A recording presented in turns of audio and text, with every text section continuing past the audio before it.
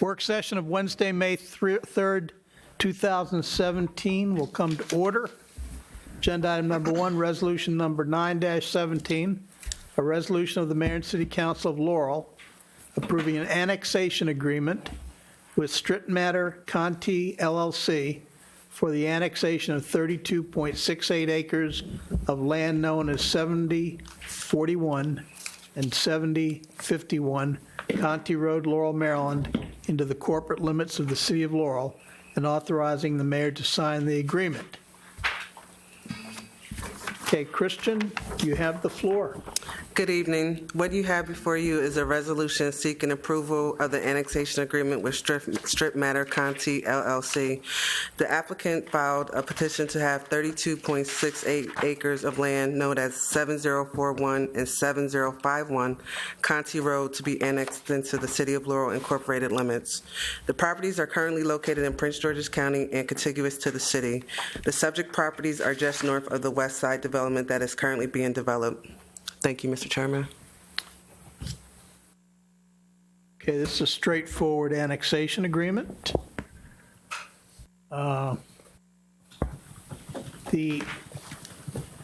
Christian, has this appeared in the paper yet? Not yet. We're getting ready to currently start advertising for the annexation resolution and the annexation plan. Okay. So it meet all the current deadlines. Okay, and what is the time frame overall for this annexation? The time frame is for it to be approved by the end of July. End of July. End of July. Okay, so we'll have, it'll be introduced at the Mayor and City Council meeting. And we'll have at least 2 hearings on it, is that correct? That is correct. Okay.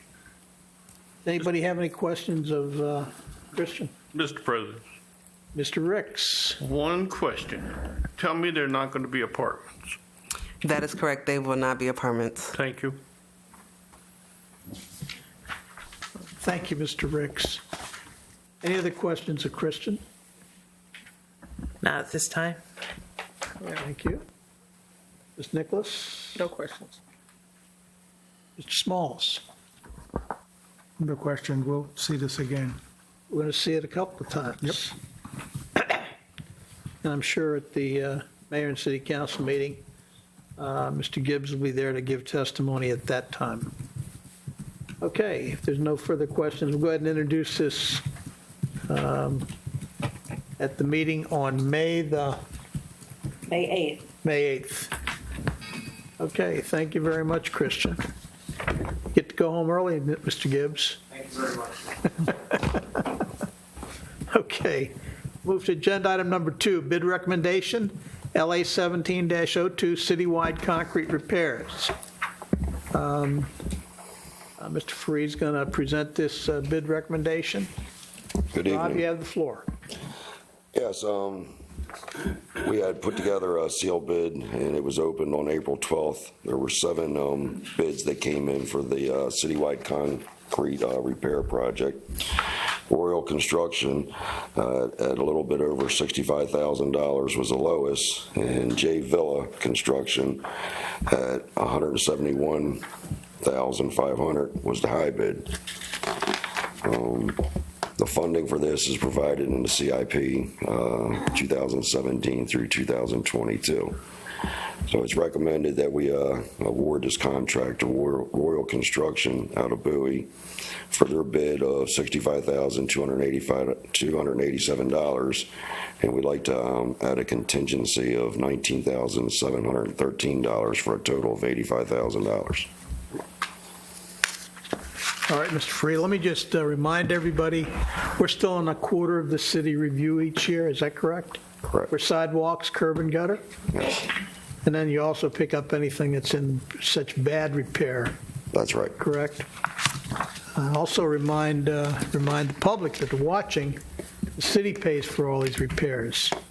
It used to be 100% the citizen, then it was 20%, then 50%, and now it's 0%. So it's part of their taxes. And I'm sure they appreciate that. That's all I have. Mr. Smalls. Just one question, Mr. Free.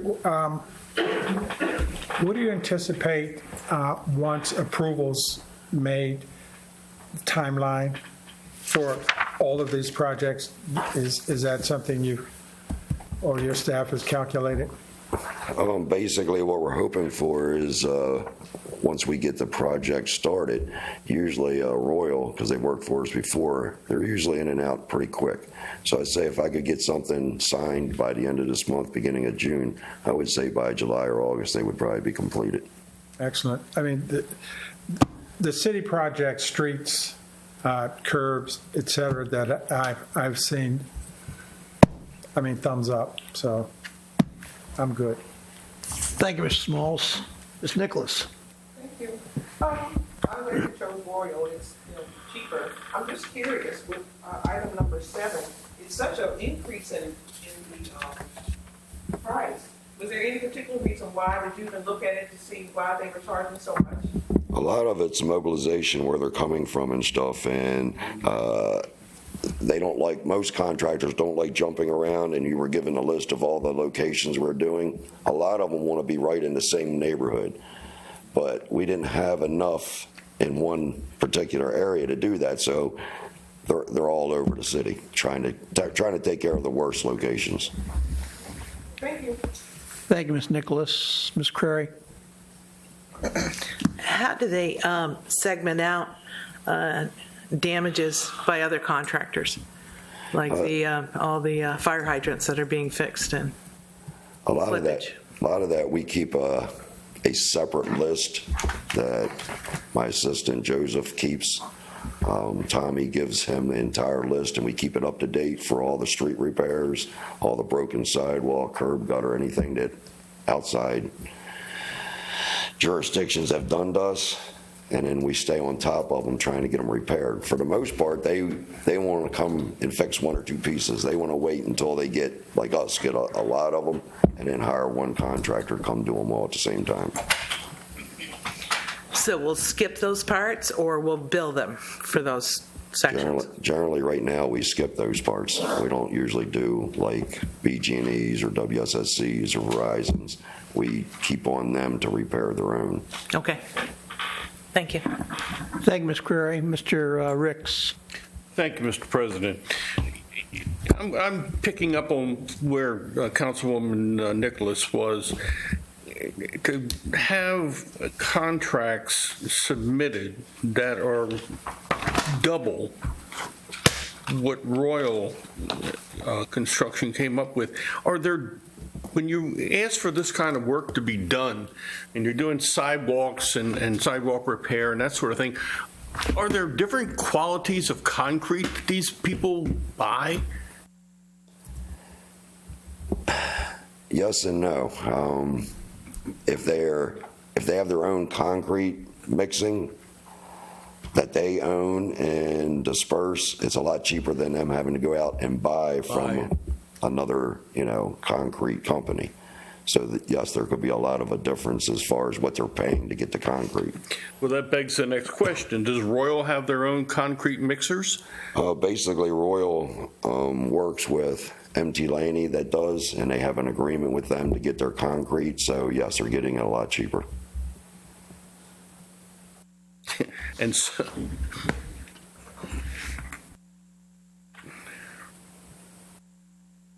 well, all right, thank you, I appreciate it. Thank you, Mr. Ricks.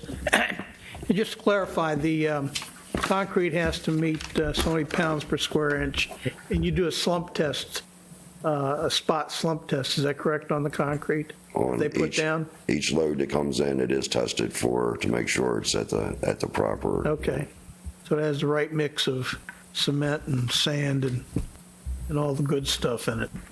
And I know, Mr. President, I know we have the quality control, but, sometimes you just try to learn some of these things, and to see such a disparity and go from $65,287 to $171,500, I'm just trying to wrap myself around it to understand the concept, but I guess since I'm not in the concrete business, I'll never will. Well, some of these contractors are looking just to actually have work for their employees, and they're not looking to make a lot of money. They're just looking to keep busy.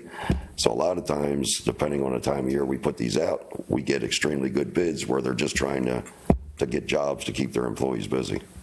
Okay. Thank you, sir. Thank you, Mr. President. Thank you, Mr. Ricks. Thank you, Mr. Faree.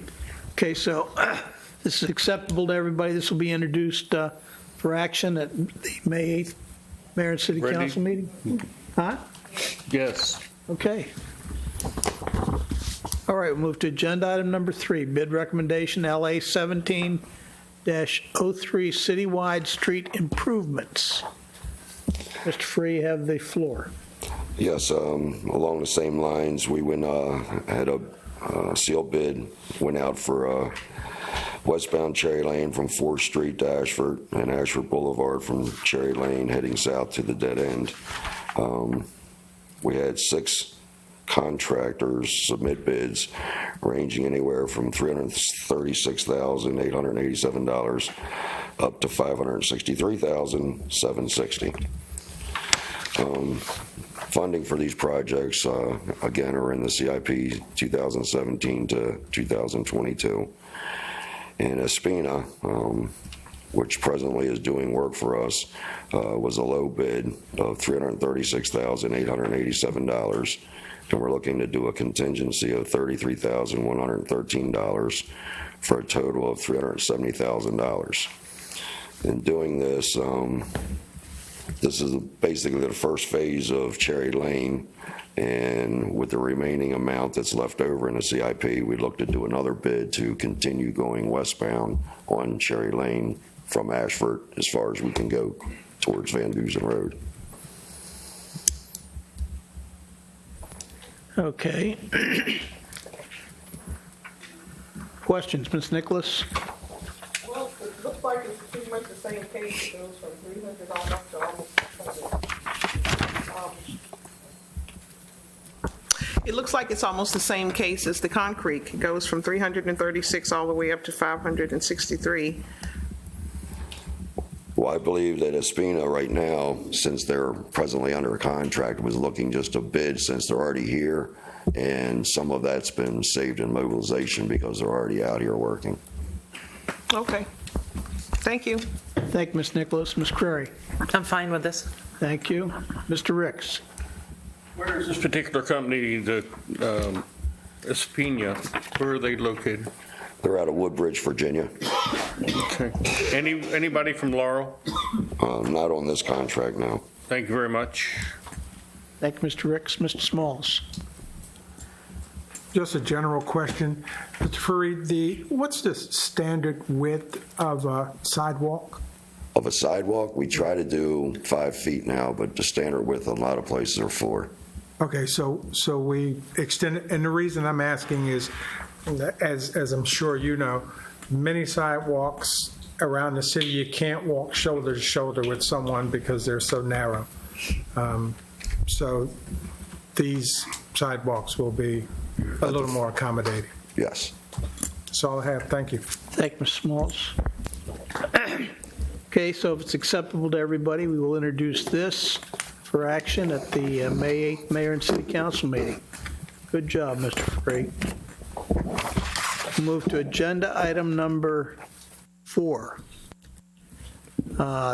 Ordinance number 1914, an ordinance adopting the operating budget of the Mayor and City Council of Laurel, Maryland for the fiscal year July 1, 2017 through June 30, 2018, and to levy property taxes and to authorize the collection of such taxes and approving the capital improvements program for fiscal year 2018 to 2023. Okay, we're going to take the first half tonight, and the second half of the budget review will be on May 10th at 7 o'clock. It'll be a special work session here in the chambers. And we're going to start out with Ms. Saylor's on the hook. Shall you have the floor? Thank you, Mr. President. The FY 2018 operating budget is a total of $32,071,586. This is a 4% increase over the amended FY 2017 budget through Ordinance 1909, which was approved at the last council meeting. As you know, the real estate tax and the personal property tax are combined the single largest revenue stream, totaling 62.63% of the total budget. This year's net assessable base is 152 million greater than the FY17 assessable base from the State Department of Assessments and Taxation, and this is a 5.8% increase, which would generate an additional $1,079,000. We were notified of the assessable base in February. That constant yield worksheet notifies us that our tax rate should be 68.15 cents instead of 71. Again, it takes no consideration for inflation, for any of the fixed costs that the city has to contend with. So we advertised in the Prince George's Sentinel on April 20th. The ad had previously been approved by SDAT before we ran the ad. Last week, I received notice that there was an adjustment to the assessable base. However, they were not going to let us or make us re-advertise. It was a difference of 0.03 cents. So instead of 0.6815, the tax rate should have been 6812. But he said I should just make that statement during the official public hearing for the constant yield, and that would be sufficient. On the expenditure side, the employee costs of employee insurance, pension contribution, and compensation totaled just less than 69% of the total budget. This was a 5.24% increase from FY17, total compensation of $16,448,591. On page 12 and 13 of the budget, the summary guides that you have breaks down the revenues into categories as well as the expenditures. And on those two pages, the revenues are in the same categories, but the expenditures are broken down on one page into department categories and on the other into line item categories. And there are calculated differences from going from FY17 to FY18. Again, the largest change to the revenue is the real estate and personal property tax increases. The increase in the basis itself with the new construction, the town center, the West Side apartments, the Avalon Bay apartments, those contributed to the increase in the assessable base.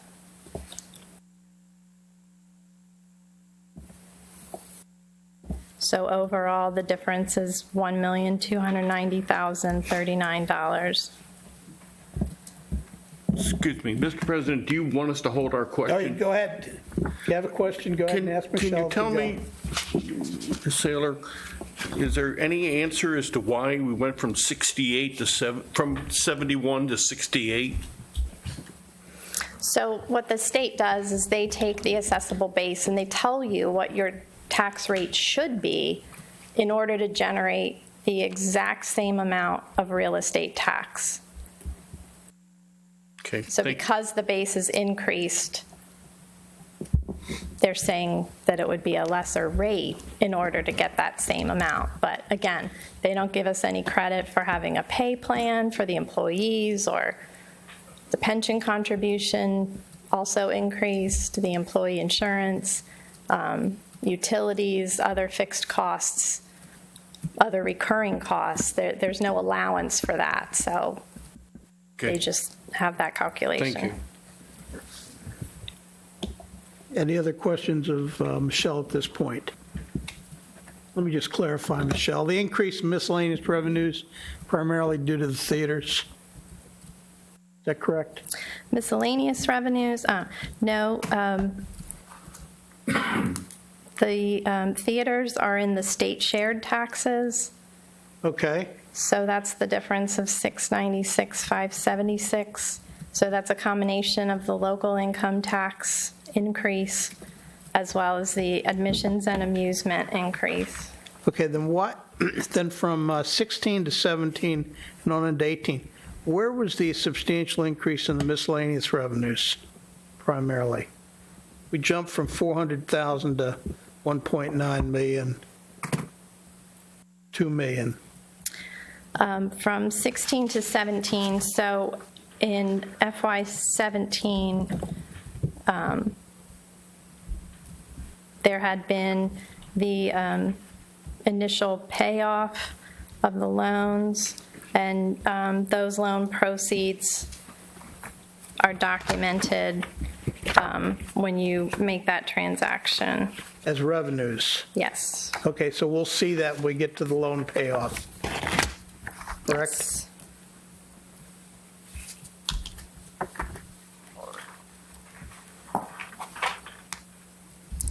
So, I'm sorry, the amended 19 is just, or the amended 17, that miscellaneous revenue, those are the use of designated reserves and designated funds.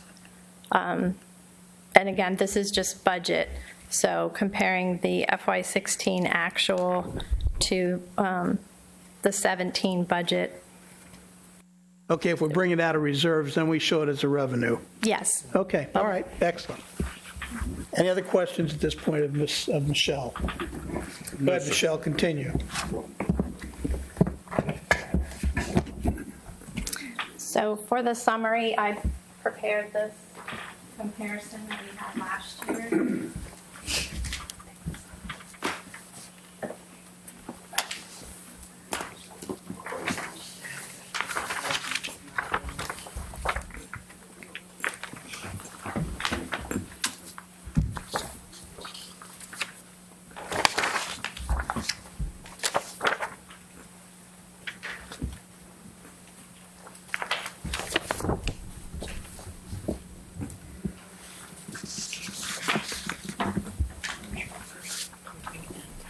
So the chart shows the distribution of the tax rate.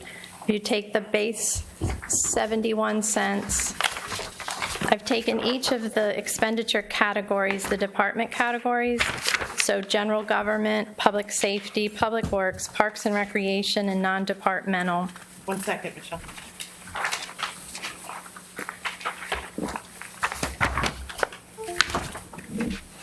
Okay.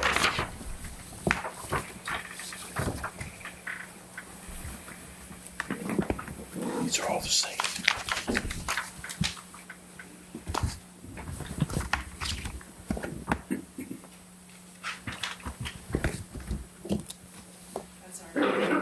No, I'm sorry. Cable franchise?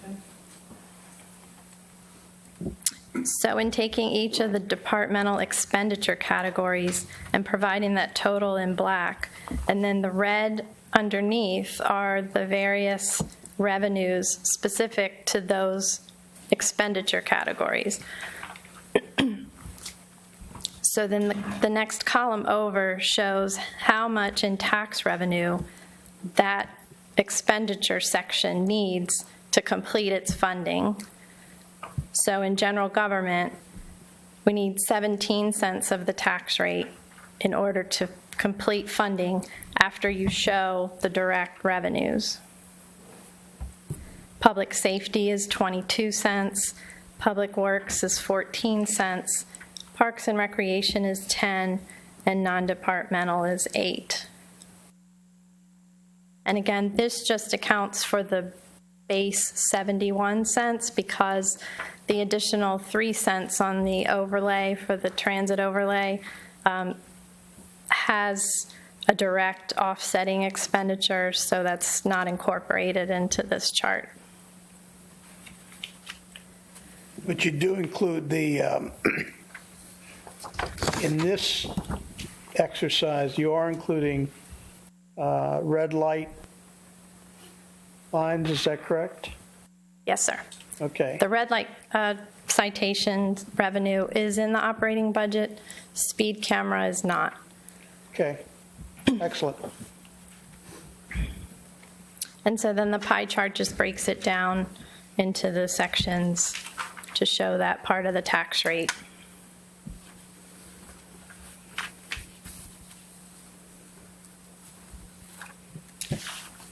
But on public safety, you're addressing the red light. We were talking about expenditures and what it would take Make it one. for the budget in black, correct? And how much it would take up the percentage, right? Yes. So why would we list red light fines if that's a revenue? That's not going to be a cost. So the, in black, where it says public safety, the $10,799,697 is the total expenditure budget of the police department, fire marshal, permit services, and the emergency management. And then each one of those lines in red beneath it are a revenue associated with those expenditures. Okay. So there are expenditures in the police department for the processing fees of the red light cameras. And But because not- it's a public safety, function, it's included in that revenue. Okay.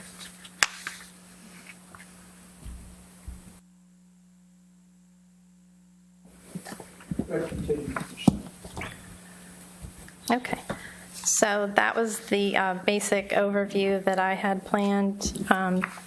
And again, where you can see on the final chart how the revenues and expenditures match up and the breakdown of the 71-cent tax rate.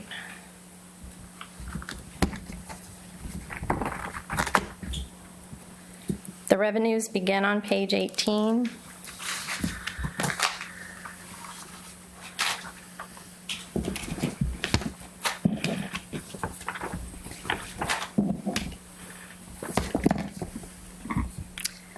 And again, of the revenues, we have our major categories of local taxes, licenses and permits, federal, state, and county grants, state shared taxes, service charges, parks and recreation fees, fines and forfeitures, and miscellaneous revenues.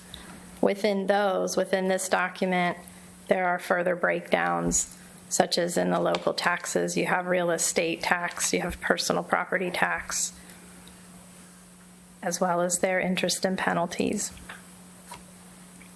So on page 18, again, real estate tax being the biggest single source, you'll have the gross tax revenue less the credits for economic development and other tax credits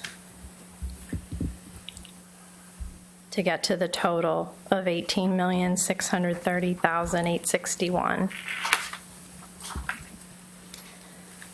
The special taxing district, which is the 3 cents additional on the commercial properties, the total is there above in the first line at $280,135, and there's a direct corresponding expenditure in the last department budget of the operating budget. And to show any of the new construction that's being completed now should show up this year, during that quarter and a half year. Yes, That's correct? it could, Or yes. there could be a slight increase.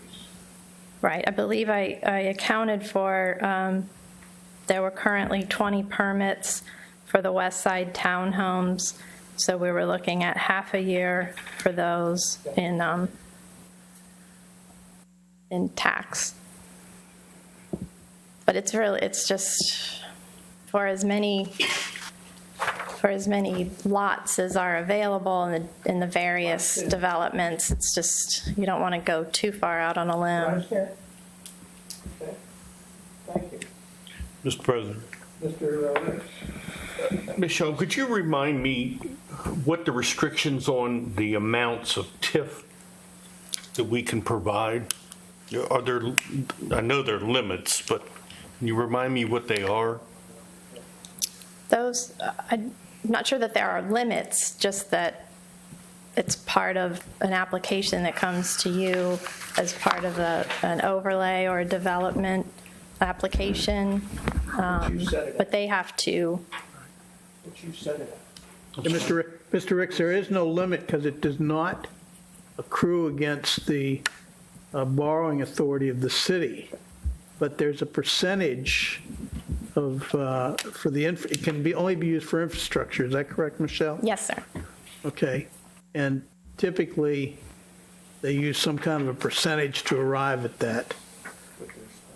Huh? That's what the overall project. The overall project is, but we need to understand that a TIF does not, we're not taking tax money out of the citizens' pockets, because it's the differential between what we're getting now and what we're going to get after the development is done. We're going to get a piece of the action, and the developer's going to pay the rest of it. But there is no limit to the amount of. For some reason, I thought that there was a limit. That's why I asked a question. Yeah. The limit is on what your public expenses are. Thank you. Do it for, everything else has to be. Yeah, it has to be for the infrastructure, the public infrastructure. That's it. Okay. Well, like I said, I want to clear it up for me. So on the lower portion of 18, going into 19 is the personal property tax. Again, there are significant increases based on the types of businesses that are at the town center. We've discussed before between the grocery stores, the restaurant, that type of commercial kitchen equipment. It brings in a pretty decent amount of taxes separate from the real estate tax, as well as the movie theaters. So they're taxed on, and again, it's a return, a tax return that's submitted to the state in April with the value of the equipment to conduct the business. And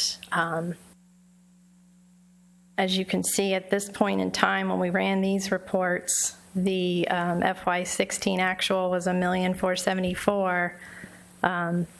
The FY17 actual is $1,588,000.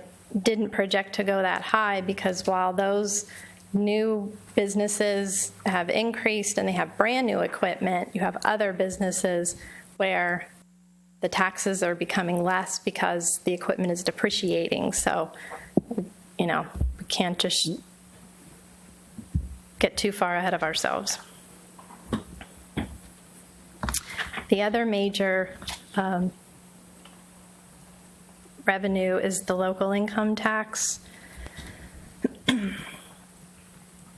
So the FY16 actual was $3.4 million. Through February, we were at $2 million for FY17.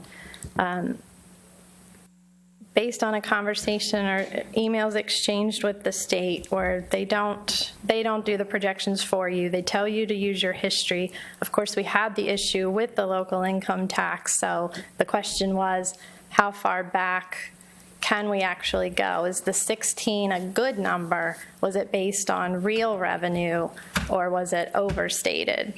So that had been, like I said, 3.4, and it looked based on the corrections made and their processes to make sure that we get the right money from the right and correct tax returns, that 3.2 million was a good number.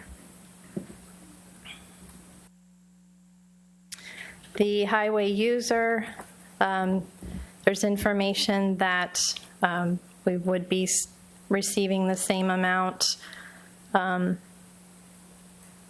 not quite back to where we once were.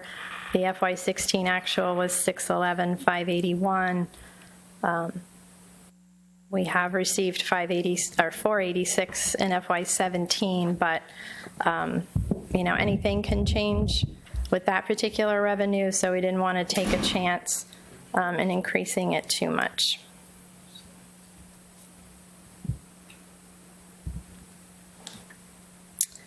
The racetrack impact fee is $53,571, and this was legislated by the state for this amount for a 4-year period. I believe FY19 will be the last year for that. So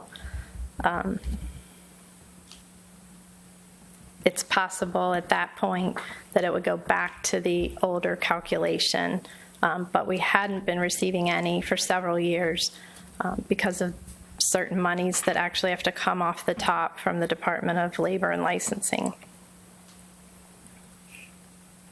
The next section is the licenses issued by the city. That includes the rental, the cable franchise. Those were slight increases based on actual history, as well as from FY16, as well as the year-to-date in FY17. Page 20 starts the permit revenue, and the projects on which that's based are all listed in the detailed notes. Page 21 has the federal, state, and county grants, each in separate categories. As you'll recall, in Ordinance 1909, we recognized the receipt of the FEMA grant from the January 2016 snowstorm. So there's no further federal grant money projected. It's usually received just on a case-by-case or incident-by-incident basis. Included in the state grants is the state aid for police protection, where the Office of the Chief of Police compiles all the city expenditures related to the operation of the police department, the department itself, as well as all vehicle maintenance, the building maintenance, and everything is accumulated. County grants includes the grants from Park and Planning for Parks and Recreation programs, as well as the Highway Safety Grant. General government service charges includes the passport, zoning, and subdivision fees, police reports and fingerprints, notary charges, and other service charges. There's a slight increase over the budgeted FY17 passport fees. There's been an increase in that service, as well as having some time under our belts with taking the photos and some of the additional services, as well as providing the service 5 days a week, and earlier in the day as well, starting at 9. There's a section for the sanitation service charges for public works services, residential and commercial pickup, and commercial recycling. There's an increase there based on actual. The next section is facility rentals. This is the first section of the Parks and Recreation revenues. So there's a breakdown between the pool fees, the program fees, activities.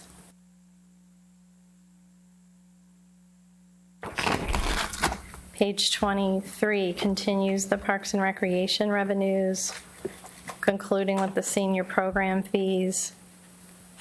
And that's where we, after senior program fees, are the police fines. We have shown an increase in the red light camera citation revenue. That's the gross revenue, so that's the $75 collected.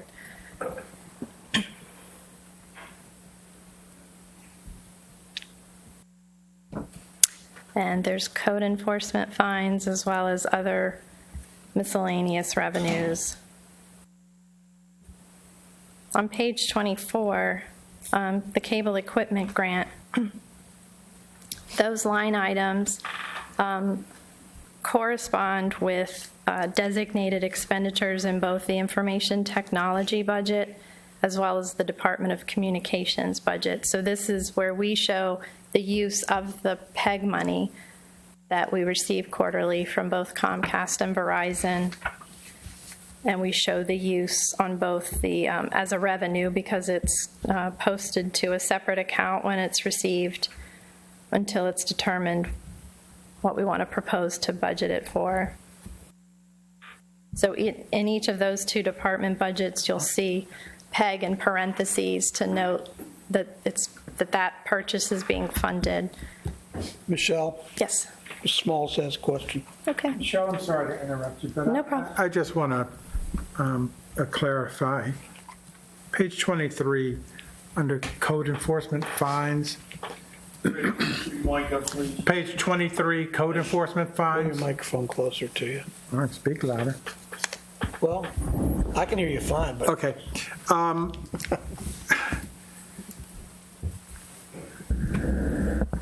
This is revenue, and I'm just curious, there are a few or a couple of line items here that have zero in them in terms of, for FY18, is that you're not anticipating any revenue in those line items, or?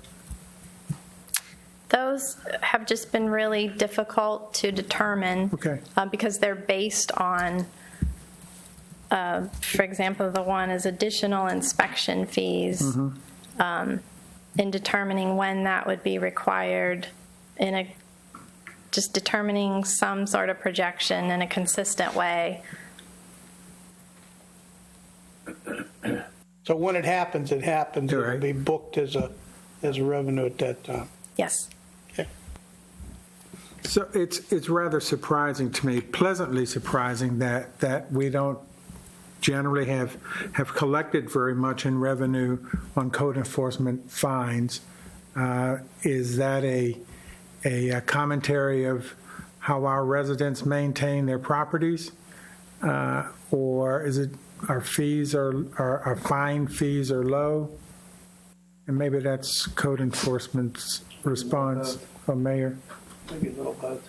Okay, all right. Thank you, Michelle. Thank you.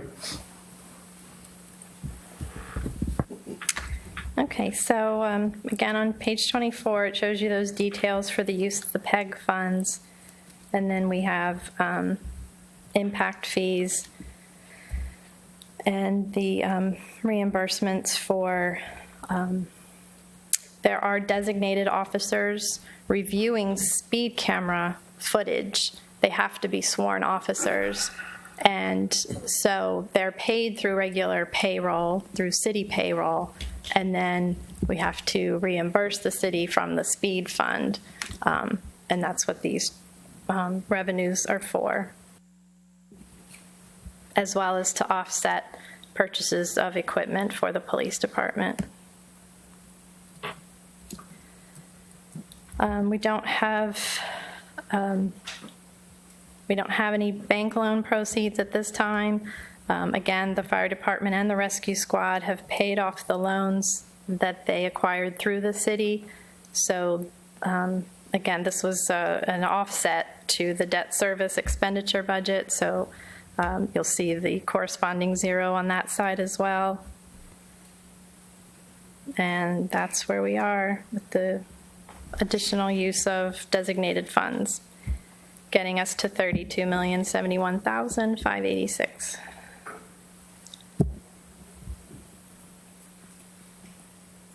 Any questions, Michelle, on the revenues and expenditures? Okay, we're going to move into the office of the mayor now. Luann, you have the floor. Yes, I'm ready. Tell us what Budget. page. The budget for the office of the mayor begins on page 33. Okay, thank you. And I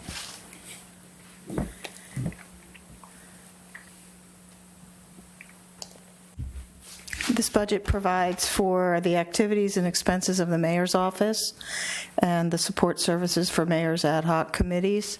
It also provides for the fiscal 2018 Mayor's Summer Jobs Program, which will employ 12 students for 8 weeks, allowing for at least one in each city department.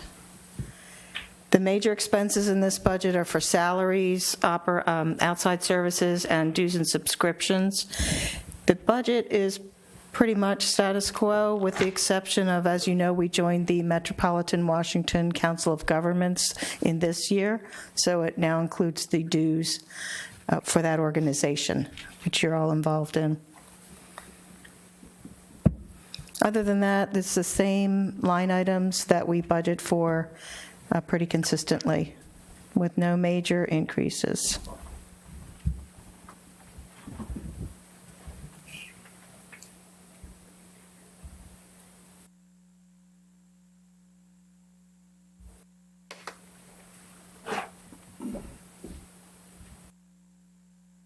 Questions of Lou on the mayor's budget?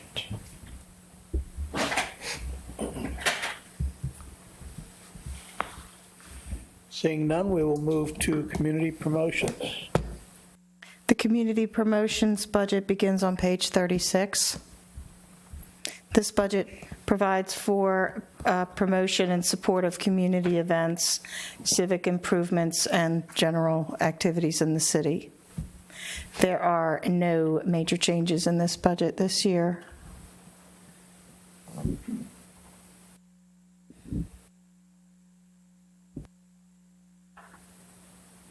Okay, questions of Lou on community promotions? Okay, we'll move to the Office of the City Council. Ms. Rao? What page? Mr. President, the Office of the City Council budget is on page 40. This budget provides for the salaries of the mayor and council. I'm sorry, for the City Council. It provides for the interpreters that we have at our council meetings, membership dues. We split with the mayor's office for MML and PGCMA. It provides for our advertising, printing, and equipment maintenance.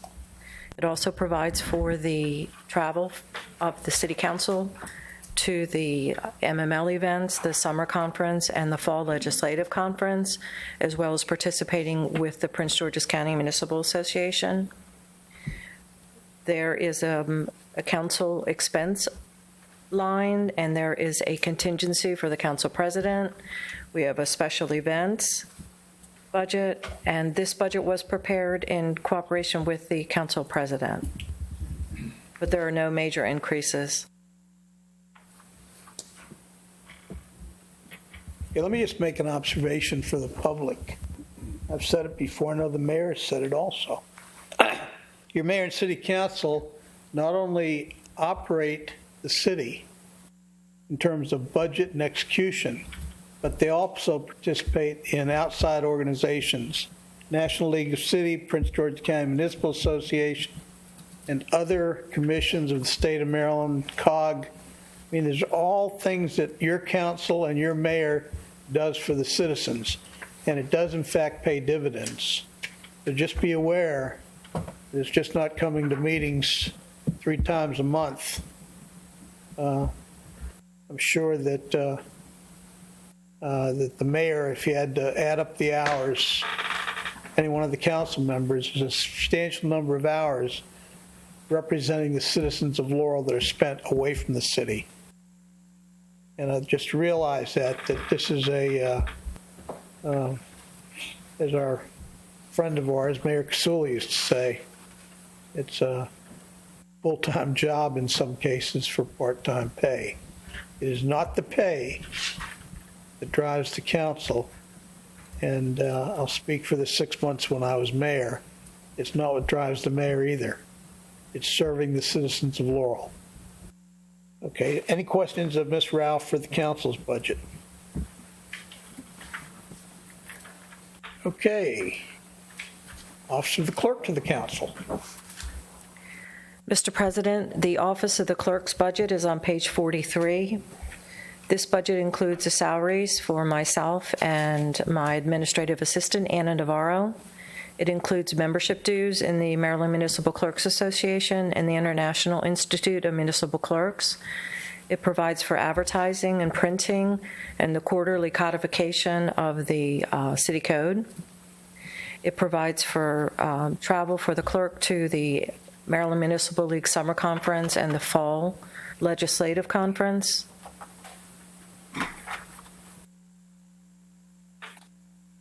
And there are no major increases over last year's budget.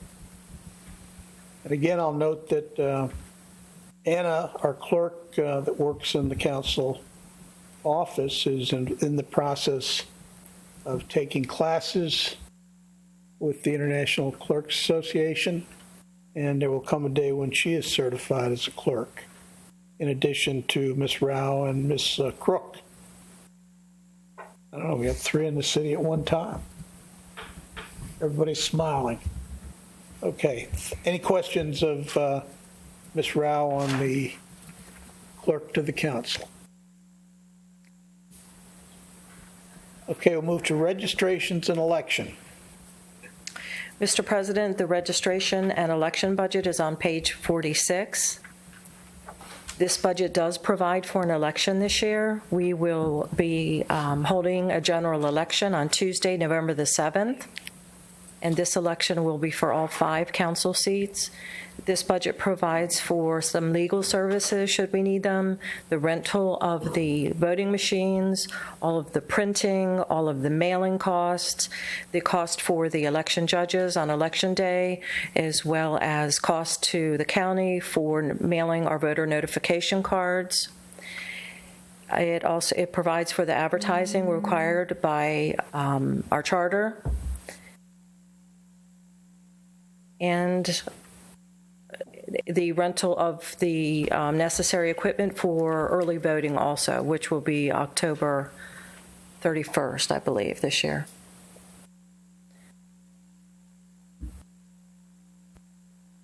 Okay, questions of Ms. Rao on the elections? Ms. Rao? Ms. Crary? Yes, Ms. Curry? I don't see any rental for machines for the election this year. I see them, unless that's a budget detail, 2017-18. Yes. Is that where you're including that, the jump to the 42,000? Correct. Okay, thank you.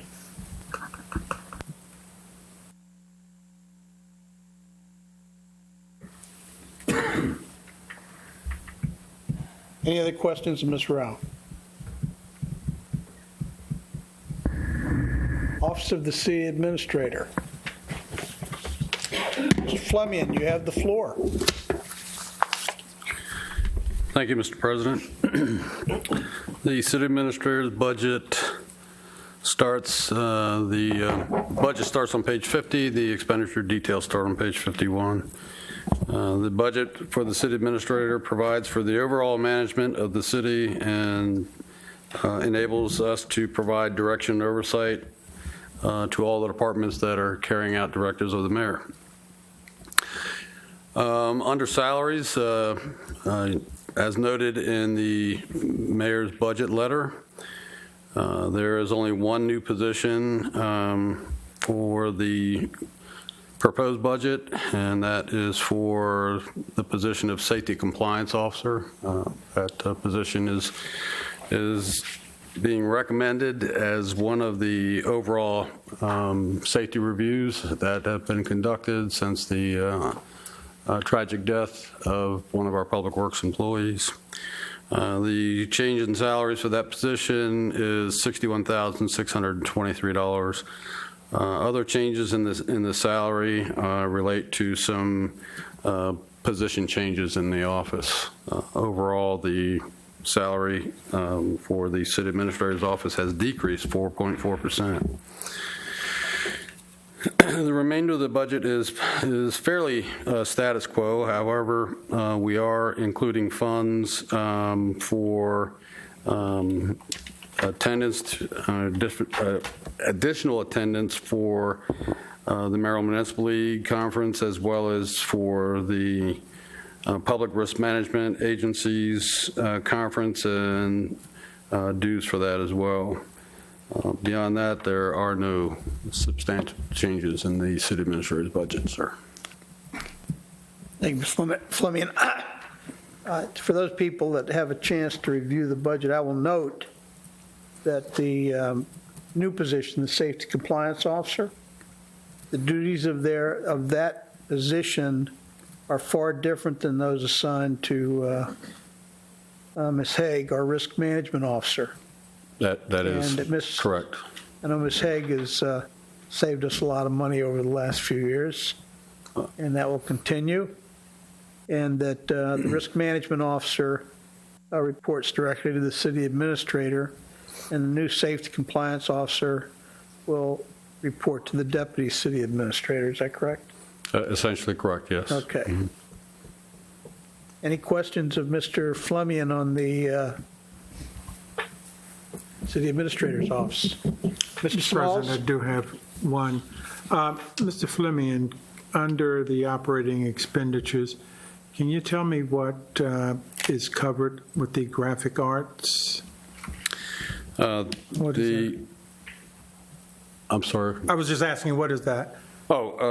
We have added additional funds for, actually last year we added additional funds for professional graphic artists to handle some of the rebranding efforts of the city. Okay. We managed to accomplish what we have so far without having to dip in this budget. However, we anticipate some renewed efforts and increased efforts in our rebranding efforts. Okay, great. Thank you. Thank you, Mr. Smalls. Any other questions of Mr. Fleming? Mr. President, Ms. Gray? I commend you for including the MML convention. I think that's very important that departments attend, so that when we come back and either attend classes with you or tell you about classes, sharing in that knowledge can only benefit the city. So I'm very happy to see that in there. The only question I have with the adding the position is, are you going to have enough support staff in that office? It seems like a lot of... Actually, the way we've restructured some of the responsibilities in the office, I think we can more than adequately cover the support for this position. Okay, I don't want Bill coming to me. Thank you. Mr. President, Mr. Ricks? can you tell me why you anticipate overtime all of a sudden in there? The overtime is for increased participation in after-hours activities. We're looking to expand the risk management efforts to make sure that after-hour activities are covered by our risk management efforts as well, which is why you'll see the additional change. Thank you. It makes sense to me. Thank you, Mr. Ricks. Anything else of Mr. Fleming? Thank you. Thank you, sir.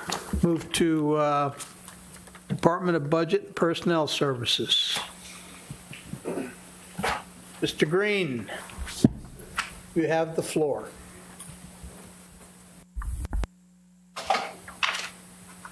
Thank you. Department of Budget and Personnel Services administers all the financial activities of the city government and administers all employee benefits as well. The expenditure budget starts on page 57. There's only two items here that have any significant increase. There's a $5,000 increase in banking services and a $5,150 increase in the police promotional exam. Altogether, there are a number of much smaller increases and decreases. Overall, there's an increase of $6,685 in the budget, or 4%. Any questions, Mr. Green, on Budget and Personnel Services. Yes. Ms. Curry? Mr. Green, the 5,000 in banking services, are we getting services or we getting banking charges? If I'm not mistaken, this is largely bank card fees.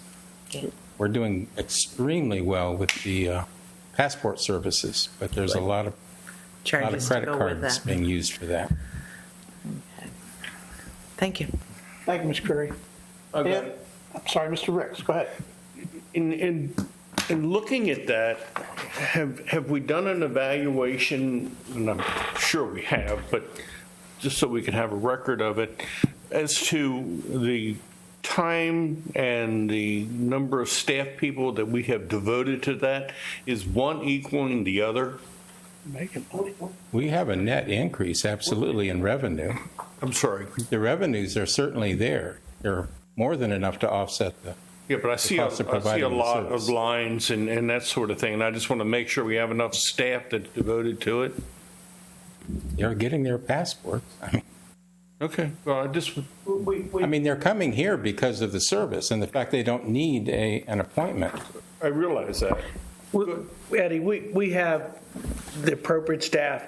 It also requires some testing, some going through some courses, some other things. So I think we're set, and as Mike said, it varies from night to night or day to day. So we seem to be keeping up on it, keeping up with it, and we're about the only service around, I think. So that's why we see.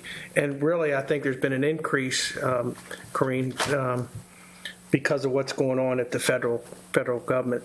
So we've seen a big increase on passports and renewals. And Well, there's- I agree. Excuse me, Mayor. I totally agree. I think we're providing a heck of a service for the public to not have to go down to Washington and to be able to come to the comfort of City Hall and to have the staff do what they're doing. But I guess I just wanted to bring that up just as a point because I know we are doing well with that. So thank you. Thank you, Marty, Mr. Ricks. Can you send Mike Green to class tomorrow so he can get certified? Okay, let me just, we're doing the award ceremony tomorrow, Mayor, so I'm sorry. You were quick on your feet on that one, weren't you? Mike, how many people are certified right now to do passport work? 3? 3 that I know of, Okay, yes. we have 3. We can deal in a bilingual, 4. Thank you, Marty. And we can deal in a bilingual atmosphere if we have to, correct? Yes. Okay. And the last time I asked, which was last year, the revenues far offset what it is costing us to run the program Yes. because our fee is on top of the passport fees. We charge $25, Right. which is what the State Department declares. I mean, we don't make up that fee. I know. The they've State told us. Department dictates what that fee is. And now with them being able to come here and get the picture taken here, That's a we've help. taken that extra trip for them to go somewhere else. We're also doing it 5 days a week and all day. And as I was saying earlier, there's an office in Hyattsville that's undergoing renovations right now, and we're seeing an influx because of that as well. I mean, there's a lot of things adding up to the lines, Well, but that's good business. it is truly more convenient than going to a post office, I will say that. Because that's always at the end of the counter if there's somebody to do it. Mm-hmm. Okay. Any other questions of Mr. Green? No, sir. Thank you, Mr. sir. President, I Mr. Small. just, again, quick, is the bilingual just Spanish? Yes. Okay, That's our big demand is Spanish. I got you. Okay, I just when we say bilingual, Well, as passports, I mean, it could give the impression that other languages are I'm sure there'll come a interpreted time we've as- got to do something else, Right. Mr. Small. Just as a, Okay. Don't go away, Mr. Green. Who's handling non-departmental? I'm doing a Mr. large Green. part of it. Let's do non-departmental since we have you up All there. right. Well, can I go back and get my papers? Please. And then we'll get to Mr. Frost. I thought he would too. I thought he'd be prepared. And Pat Haig has. Who else? Pat, you're part of it? Well, get up here. Go ahead, Mr. Green. Non-departmental. What page? 235. Okay. She waits until she's called. Yeah, I saw that. Okay. 235. 235, the first that I have responsibility for would be the retirement plan. Okay, There's a roughly a $250,000 increase based on recent changes in the assumptions that were passed. okay, Any so let's questions just, about retirement? if I remember correctly, the percentage that were funded for a little bit lower for the police versus the classified, is that correct, Michelle? Mike? Yes, Okay, but we're in the 70s, is that correct? overall, yes. Yes, which is far better than many other municipalities that I'm aware of. Far better than we have been. Okay, and we're meeting the requirements of our advisor. Yes. Pension, The actuary people don't has, understand this is a moving target. And the key is to make sure that when you get to the end, you've either reached zero and paid everybody off, or you still have enough money in the till to continue to pay them, correct? that's Okay. the idea. And that's based on actuarial assumptions Yes, and our pension advisor. yes. We have a very, very good pension trustee board. Who's the chair of that right now? Jan Abel. Okay, so we've got a banker in charge of our trustees, and we have a member of the city staff is a member of the member of the trustee board, so they get to watch make sure that all the nickels and dimes are being counted correctly. Now we'll note that this mayor and council for the last 20 years has been putting additional money into the pension plan to get it up into the 70s. It wasn't always that way. It wasn't. Okay. So we are very aware of not only the responsibility of the citizens, but this responsibility of the citizens to the employees that provide the services. And I think we're truly fortunate that we've had some open eyes in looking at the pension plans over the years. And I think that we will continue to do that. I mean, I can't say what's going to happen in 10 years, but for right now, that's what's going to happen. Okay. Any question of Mr. Green on the pension plan? Thank you. Next section I have is employee training. Also on Okay. page 235. 235. This is this is request by the various departments for training Right. within their department, and it's seen roughly a $5,000 increase. Okay. And this does not include reimbursement for police officer training, is that correct? We'll reimburse them for It their includes service, their academy training. Yes. their academy training. Yes. But if there's additional training that after they get on board, that comes out of the police budget, or do you pay for that? If it's in-house training, service training, but otherwise, yes, it comes out of this line. Okay, I just want to make sure. All right. Any questions of Mr. Green on training? Go ahead, Mr. Green. Next section is tuition on page 236. We have an increase here primarily from the Department of Information Technology, who has not used it prior or in recent years.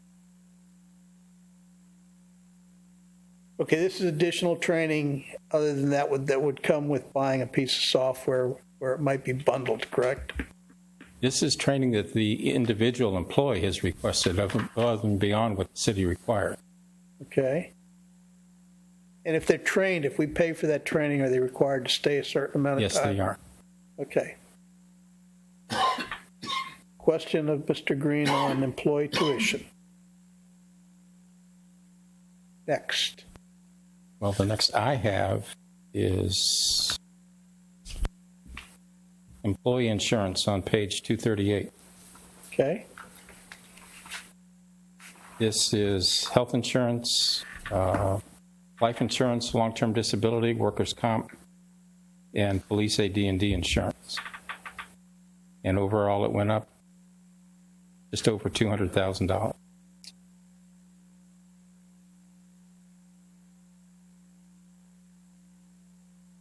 Questions of Mr. Green on insurance?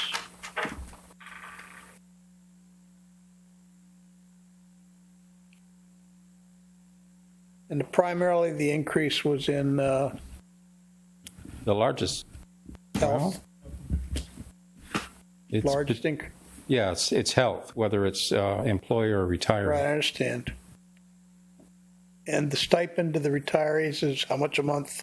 Up to 400. Their actual premium cost up to 400.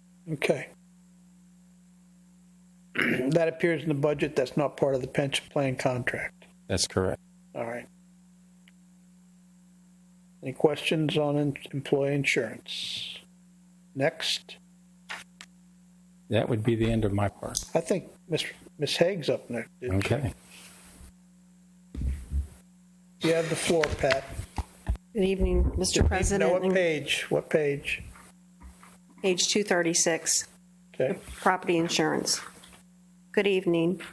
I work with a consultant, Mr. Adam Sablicki with IBS, and he provides trending information to me along with the early indicators that Legit provides to us prior to their information that'll come out sometime this month.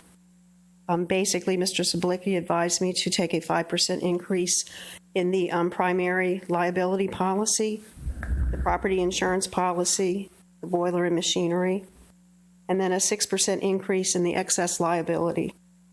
The budget for the credits have been unpredictable at this point, so he advised that we do not put anything in except for the rate stabilization credit. And I also wanted to note that there is a 3-year environmental policy that will be paid in this budget year, and then the next 2 budget cycles, we will not pay anything. Any questions on the property insurance budget? Questions of Ms. Haig? I'll note that we get a credit of almost $30,000. Is that correct? Correct. Based on your loss control efforts Yes. and the efforts of the city. Okay. Questions?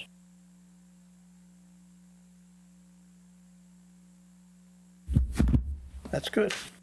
And then the next budget will be discussed is on page 237, which is the bonding insurance. On the Board of Trustees, the fiduciary, a 5% increase was advised. The crime insurance is a 3-year policy that's paid each year. And then there's no increase in the treasurer's bond. Okay. Any questions? This covers us for the actual loss if there should be a loss. Pardon me? This covers for an actual loss if there should be a loss Yeah. of a covered employee by a covered employee, correct? Yeah. Okay. Questions of Pat? Next. That concludes my budget. You're done? Okay. It's my turn. Back on You page have the floor, Michelle. Back on page 234 are the budgets for principal and interest on Right. the loan instruments that we have now. That includes the 3 programs we have through the state of Maryland, local government and infrastructure financing that we did in 07, 12, and this past August we closed on the $5,134,000. Additionally, last year, you executed the consolidation of the loans that had previously been taken for the purchase of the 770305 Sandy Spring Road for the Parks and Rec Maintenance Facility, as well as the renovations for the Laurel Police Department at 811 5th Street. So these figures are based on the amortization schedules provided by the state of Maryland and PNC Bank.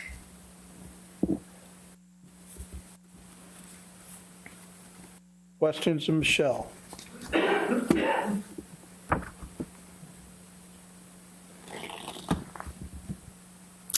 Page 2. What is the one bond we have? We have one bond now, is that correct? Or is it actually two? We don't actually have any bonds that we've issued ourselves. Through the state program, we Right, how have much was the 3. interest rate? Do you remember? I'm Is it sorry, I two? don't. This last one was 1.76. Okay, so it was really a good interest rate. Yes. Probably not going to see that again. Yeah. All right. And we're well below our bonding authority, well below it. Yes. Okay. Questions of Michelle? Okay. The other is on page 239. That shows the offset for the special taxing district, the 3 cents. That was at the very beginning of the revenue budget. This is the expenditure offset for a possible contribution to the public transportation service, and then a transfer to the CIP for work and maintenance on the infrastructure in the overlay area. Okay, questions on the special taxing district? Okay, Michelle. I think the last thing we're going to do tonight will be Department of Information Technology. Mr. Frost?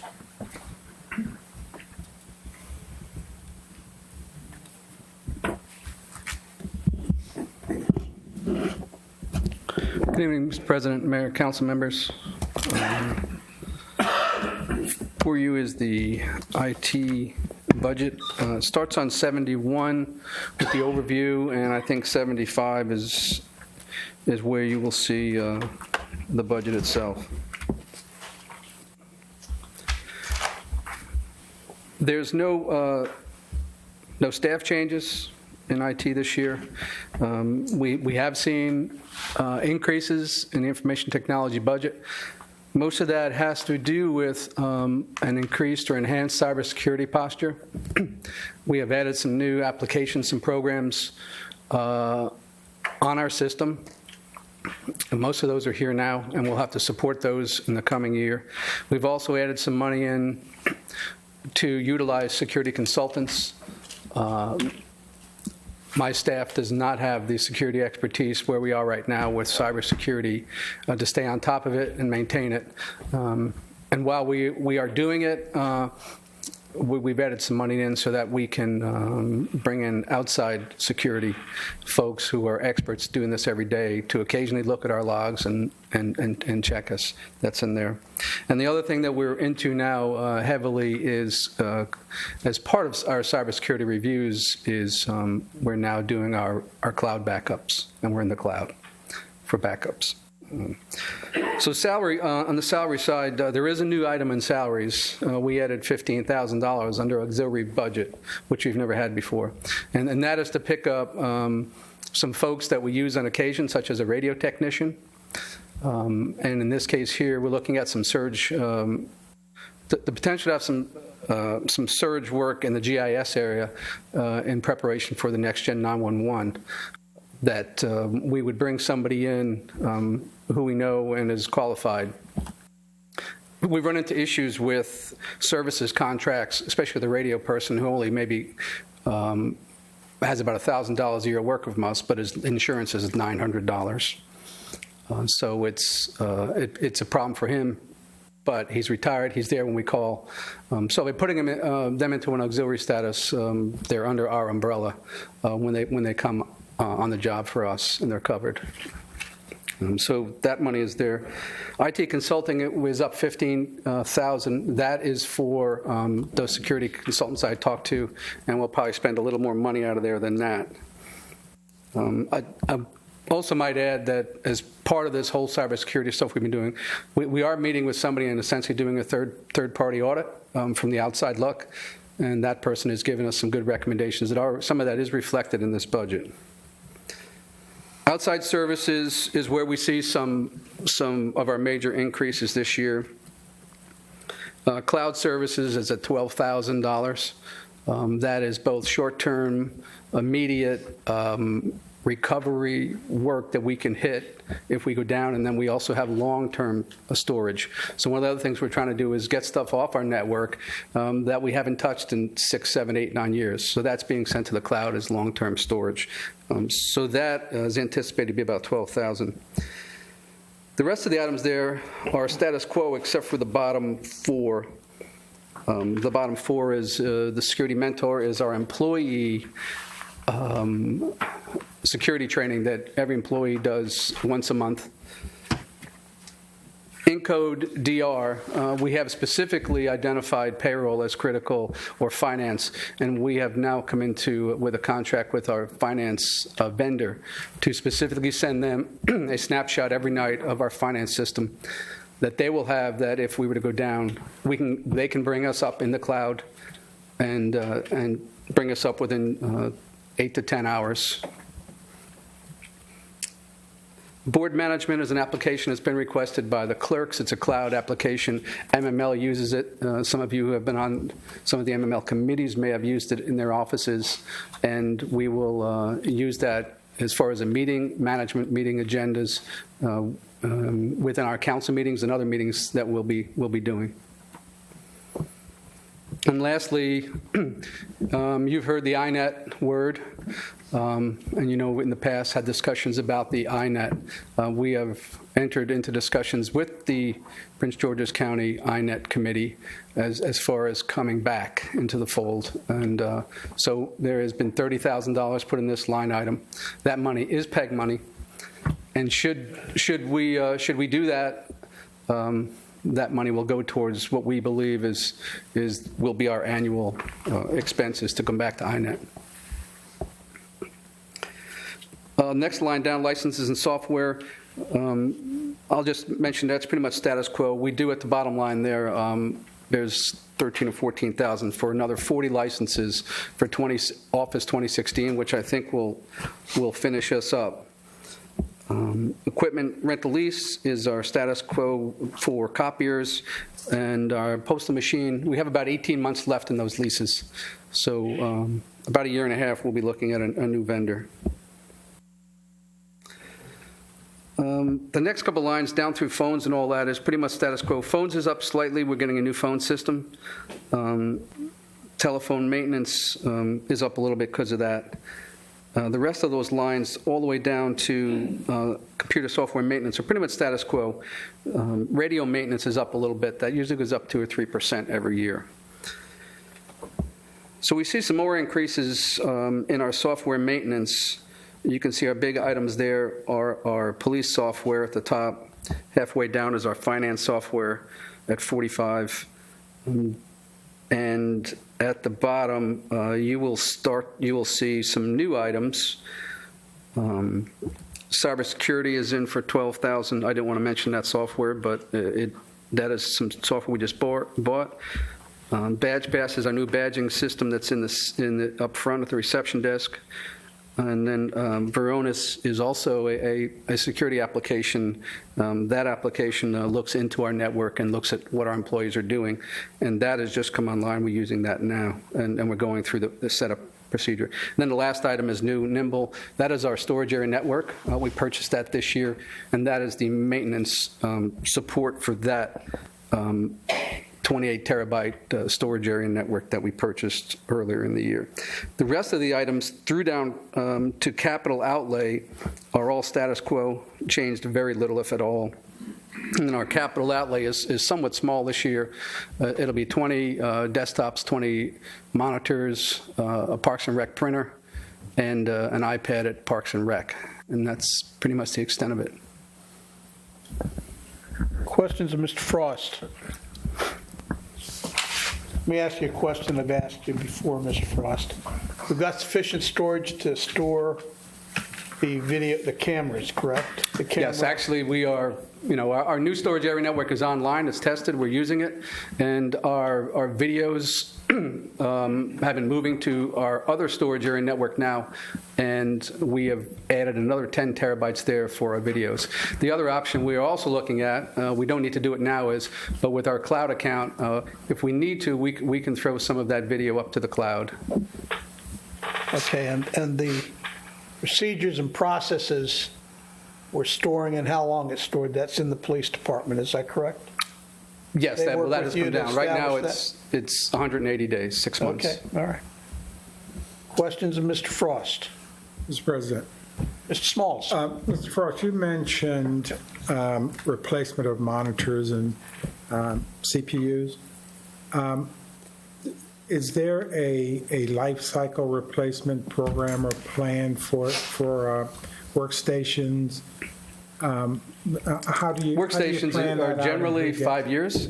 5 years, And sometimes, and laptops, sometimes we will go longer, but a lot of times operating system, so we went to Windows 10, we had some boxes that we had to get rid of that that had to be replaced. I think we had 13 because they couldn't go to Windows 10. Monitors generally will not get to 5 years. 3 to 4 is what we're seeing with monitors. How about tablets? Tablets, since we're just coming to that now, it looks like our tablet is going to be about 4 years. Our initial iPads. They don't drop it. Actually, Well, we've been very good. We've had we have none of that actually, Mayor. There's a method to my question. But our iPad 1s are will no longer upgrade. So those we will be looking to roll out. I think we have 3 right now. We're trying to figure out how to do that. Generally, how old are the tablets that the council has? Probably coming up on 4 years, Okay. 3 to 4. With that said, and this is just a comment as you're planning that, these tablets, at least for my use, are 16 gig, Yes. which is not very much on storage, particularly if you're like Councilwoman Nicholas, who takes a lot of photos, et cetera, et cetera. So just in planning, if it's Yeah, the new tablets Feasible. have 64. You cannot even get 16 anymore. good, because they're Yes. a waste of money, in my opinion. Okay, thank you. That's all I have. Thank you, Mr. Mayor. Better throw Val under the bus. Let me just make one observation. It's a story. I don't tell many stories anymore. I just had a notebook at work replaced. They insisted they replace my notebook because it was only about 6 years old. That's because they're trying to get rid of you. You've been talking to them, Mayor?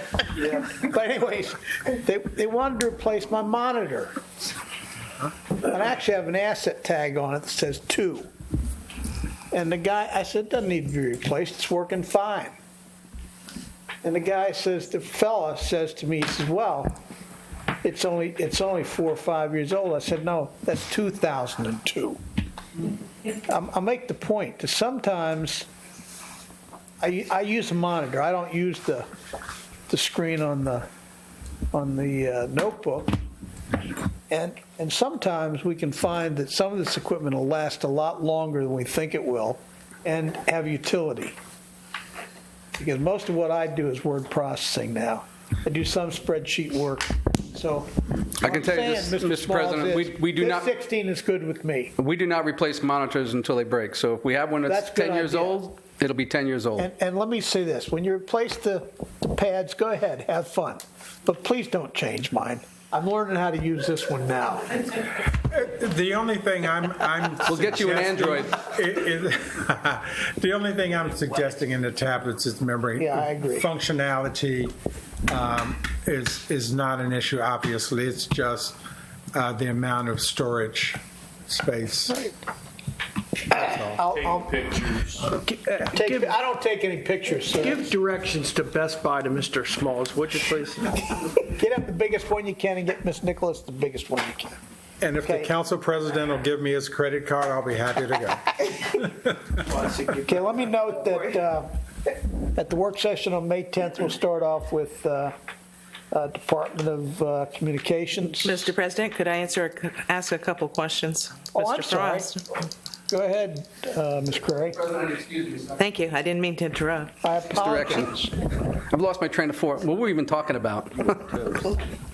On the SolarWinds network monitor, could you explain what that, it sounds great, but Yeah, SolarWinds is great, except that I'm constantly getting phone pings at my 2 a.m., 10 a.m. So SolarWinds is part of our network security deep dive. And what that does is that looks at our entire network. It looks at all our boxes, and if a hard drive is getting full, we get notified.